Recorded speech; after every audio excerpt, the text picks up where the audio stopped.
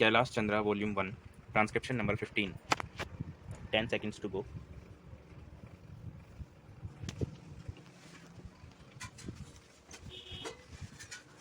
Start. Sir, before the House adjourned for lunch yesterday, I had started speaking on the Essential Commodities Amendment Bill.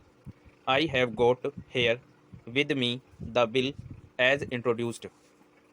In the statement of objects and reasons, the government pointed out that in certain cases it might be necessary for them not to avoid punishment prescribed in the law as it exists at present, but to forfeit a part of the deposit. This relates to minor offences under the Essential Commodities Act. I can quite understand this, and generally, therefore, nobody would oppose this thing. But the question that I wish to raise in this connection before the House is the manner in which this act is being implemented by the government and also by the state governments.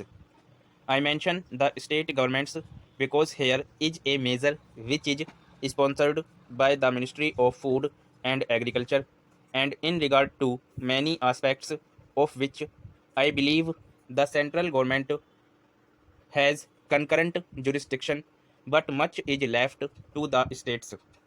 Our experience has been, especially in the state from which I come, namely West Bengal, that this act is not implemented properly by the state authorities because of various connections of certain people high up with the big business and others indulging in speculation, hoarding, and so on. The result has been that whatever should be done had not been done. The central government has got powers under this act to make rules, to give directions to the states, and to supervise the manner in which the particular measure is administered by the states. We found that that much should have been done was not done. What is the use of talking about punishment of the small fry? Certainly, if they are guilty, they have to be punished, and the smaller the fry, the minor should be the punishment. I agree there, but the point is that the act is not properly implemented. We should like to know from the government as to how many cases have been started under the Essential Commodities Act.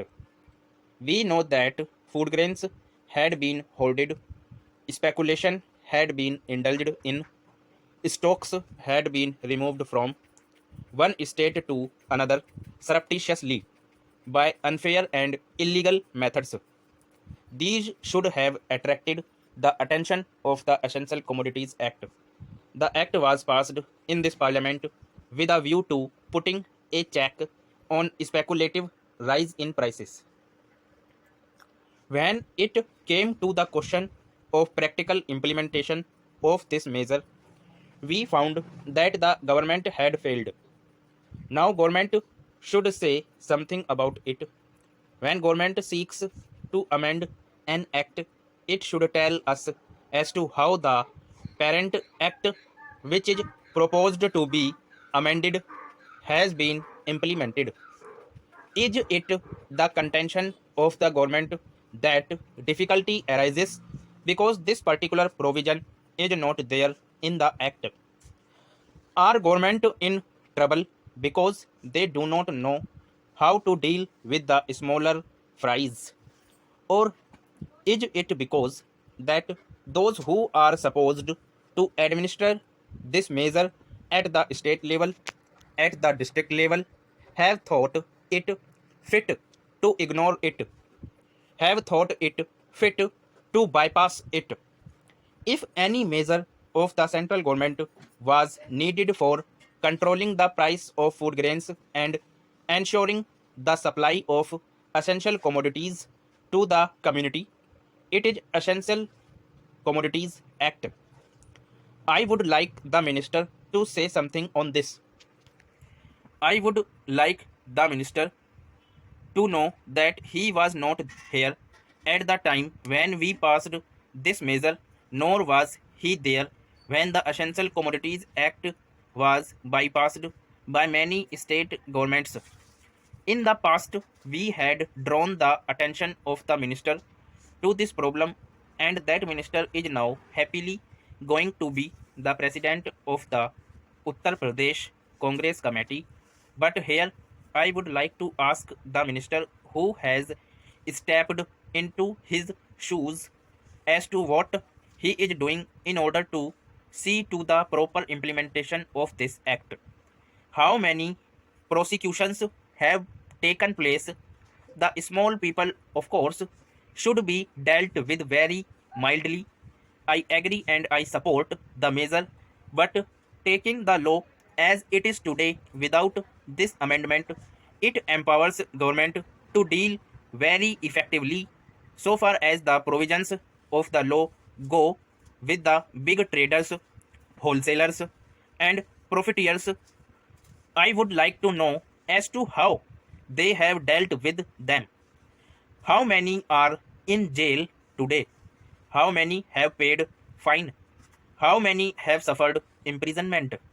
How many licenses have been cancelled as a result of malpractices, corruption, profiteering, and so on, all of which are provided for under this bill? We are entitled to know.